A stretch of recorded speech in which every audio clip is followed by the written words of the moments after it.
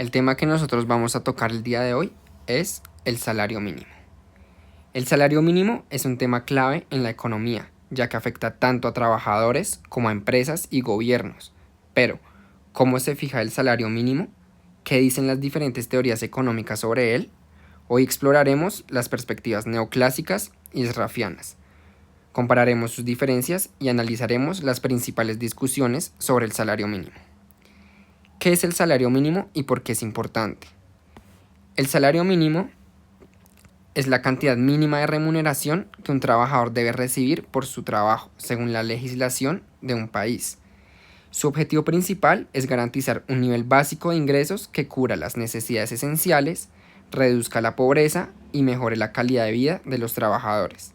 Sin embargo, su implementación genera debates sobre su impacto en el empleo, la inflación y la competitividad económica.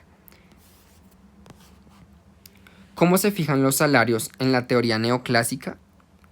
Desde la perspectiva neoclásica, los salarios se determinan en el mercado laboral por la interacción entre oferta y demanda de trabajo. Según este enfoque, las empresas buscan minimizar costos y contratan trabajadores hasta que el salario sea igual a la productividad marginal del trabajo, es decir, lo que cada trabajador adicional aporta a la producción. Los trabajadores deciden cuánto trabajar según el salario y su preferencia entre trabajo y ocio. Cuando el mercado está en equilibrio, se determina el valor del trabajo, es decir, los salarios. La existencia de un salario mínimo puede alterar la interacción entre los trabajadores de las empresas y, por ende, generar una falla de mercado. Si el salario mínimo se fija por encima del equilibrio, habrá exceso de oferta de trabajo, es decir, más personas queriendo trabajar y menos demanda de trabajo, es menos empleos disponibles. Sin embargo, en la realidad este modelo no siempre se cumple, ya que hay fallas de mercado como el poder de negociación desigual entre las empresas y los trabajadores, rigideces salariales y a veces hasta información imperfecta. Por otro lado, ¿cómo se fijan los salarios en la teoría srafiana? La teoría srafiana rechaza la idea de que los salarios se determinan automáticamente en el mercado laboral. En cambio, los salarios son una variable exógena, determinada por factores políticos, sociales e institucionales, no solamente por el mercado. Existe una relación inversa entre los salarios y la tasa de beneficio. Cuando los salarios suben, los beneficios empresariales tienden a bajar y viceversa.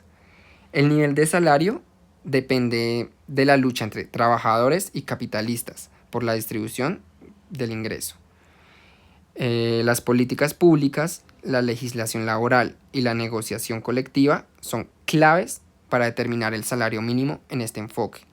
Aunque esta teoría enfatiza la importancia de la estructura económica y la política, una de sus críticas es que no proporciona un mecanismo claro sobre cómo se establece exactamente el salario en una economía específica.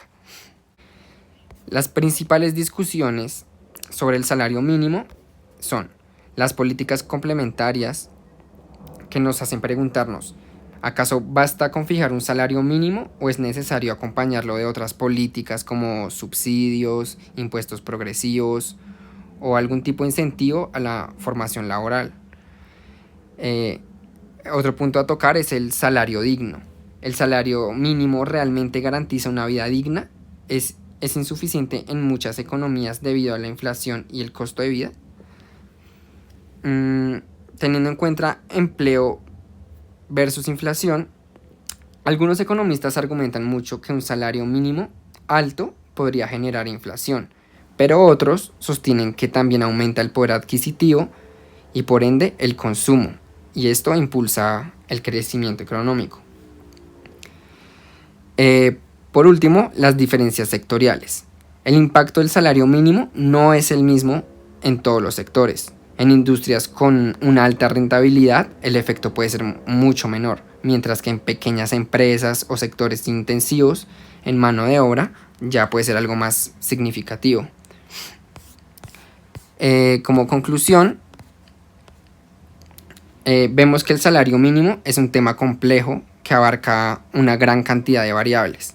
Los neoclásicos y los serrafianos ofrecen unos enfoques casi contrarios para entender cómo se fijan estos salarios y qué impacto tiene potencialmente el salario mínimo en una economía. Sin embargo, en la vida práctica, las secuelas de la fijación de un salario mínimo dependen de su magnitud, del contexto económico y de las políticas que lo complementan.